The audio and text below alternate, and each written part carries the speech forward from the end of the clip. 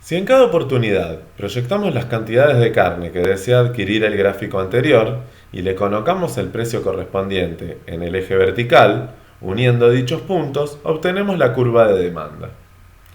La curva de demanda analizada resume los cambios de comportamiento del consumidor cuando varían los precios ceteris paribus. Sería difícil determinar el equilibrio del consumidor si hubieran distintos cambios a la vez.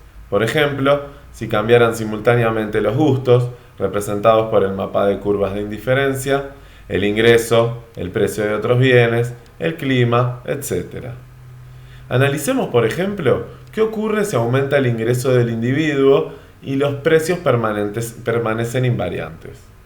En el panel A de la figura 2.2c, se observa que la recta presupuestaria se desplaza en paralelo hacia la derecha, siendo E la nueva canasta óptima. Si proyectamos al panel B las cantidades óptimas de carne, observamos que a cada precio las cantidades demandadas de carne aumentaron. Por lo tanto, la curva de demanda se desplaza a la derecha. Al haber aumentado el ingreso del consumidor, este demanda más a cada uno de los precios. En estos casos, se dice que el bien es normal. No todos los bienes son normales. Existen los denominados bienes inferiores. En la figura 2.13 se brinda un ejemplo de un bien inferior, el ómnibus. Al aumentar el ingreso del consumidor, pasa a usar más taxi, auto, etc. en lugar de ómnibus. Por lo tanto, al aumentarle el ingreso, disminuyó la demanda del bien.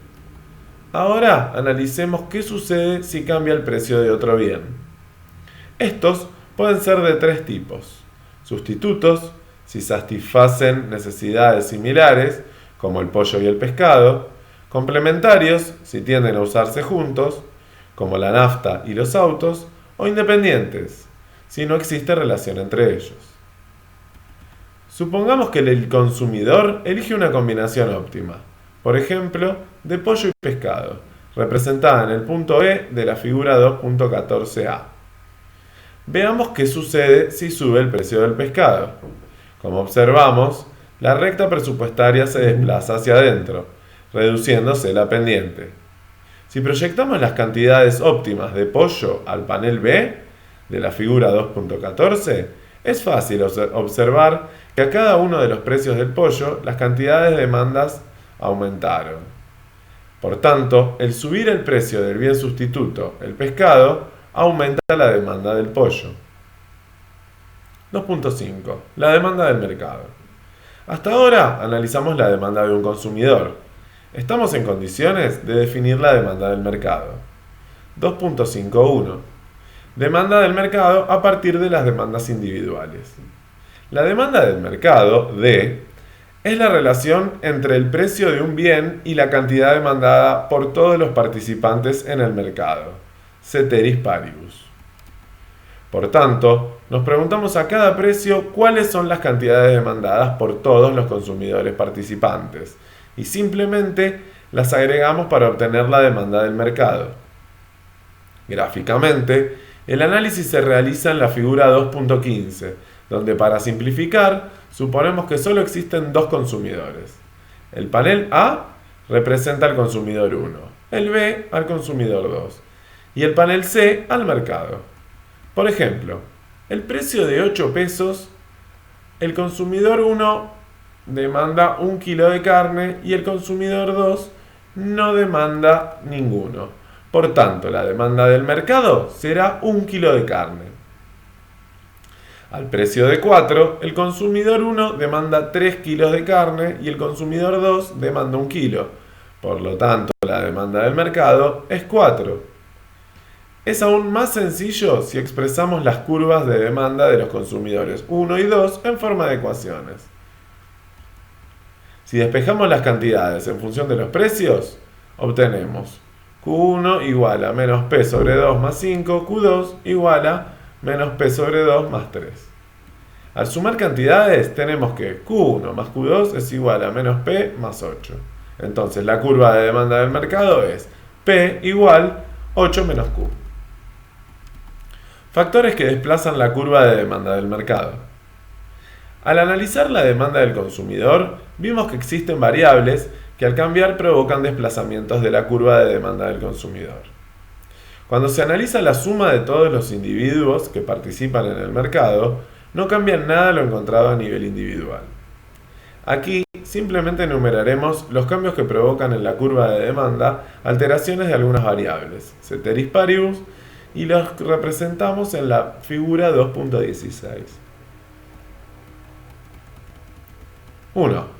El ingreso, como observamos, si los bienes son normales, inferiores, al aumentar el ingreso, su demanda aumenta, disminuye.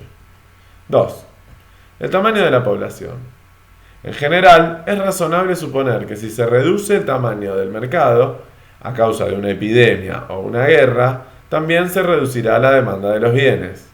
En caso contrario, al ampliarse el mercado, como por ejemplo por un tratado regional como es el Mercosur, la demanda aumente. 3. Los gustos. Por ejemplo, la moda puede alterar el deseo de los individuos por un bien. Si se ponen de moda los zapatos con plataforma, es de esperar que la demanda aumente. Si en cambio, una campaña publicitaria concientiza a la población sobre las consecuencias del consumo de cigarrillos, la demanda de cigarrillos seguramente se reduzca. 4. Precio de otros bienes. Como ya mencionamos, los bienes pueden ser complementarios, sustitutos o independientes. Por ejemplo, los autos y la nafta son bienes complementarios. Un aumento en el precio de la nafta conducirá a una reducción de la demanda de los autos. Sin embargo, si tomamos como sustitutos a los autos y el ómnibus, un aumento en el precio del viaje en ómnibus puede conducir a un aumento de la demanda de autos. 5. El clima. Existen ciertos bienes que son de consumo estacional, dependiendo su demanda de la estación del año en la que nos encontremos. Por ejemplo, en invierno aumenta la demanda de paraguas, o en verano se reduce la demanda de frazadas.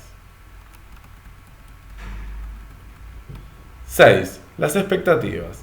Lo que esperan los individuos, que espera con lo que ocurra con los precios y el ingreso es importante al demandar un bien. Si esperan que los precios suban mañana, hoy realizarán sus compras, por tanto, hoy aumentarán la demanda.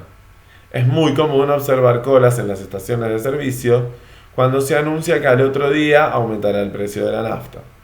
Por otra parte, si esperan que cierre la fábrica en donde trabajan, provocando una reducción en sus ingresos futuros, hoy ajustarán su consumo, reduciendo la demanda. En suma, los cambios en estas variables provocan cambios en la demanda. Se denomina cambio en la demanda a los desplazamientos de la curva de demanda por alguna de las alteraciones propuestas. Distinto es el caso cuando varía el precio del propio bien. Aquí nos movemos sobre la curva de demanda y hablamos de cambios en la cantidad demandada. Se denominan cambios en la cantidad demandada a los movimientos sobre la curva de demanda de un bien provocados por un cambio del precio de otro bien. ¿En qué gastan los uruguayos? Las estructuras de consumo de las sociedades van cambiando periódicamente. En particular, para detectar la estructura del consumo uruguaya, el Instituto Nacional de Estadística, INE, realiza sucesivas encuestas de gastos e ingresos en los hogares, EGIH, que a su vez sirven de base para el cálculo del índice de los precios al consumo, IPC. El IPC refleja la evolución del costo de adquirir una canasta de bienes y servicios representativa del consumo de una familia tipo. Las sucesivas bases utilizadas en la historia del IPC fueron 1913, 1936, 1962, 1973, 1985 y 1997.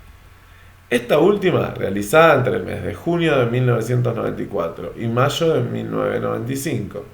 Tomándose el consumo de todos los hogares de Montevideo, se construye una canasta de consumo promedio, que en esta última oportunidad incluye un total de 310 artículos, un 40% superior a la que incluía la canasta de 1985. Entre los nuevos artículos de la canasta aparecen algunos que antes ni siquiera existían, como por ejemplo el teléfono celular, la televisión por cable, los discos compactos y etcétera.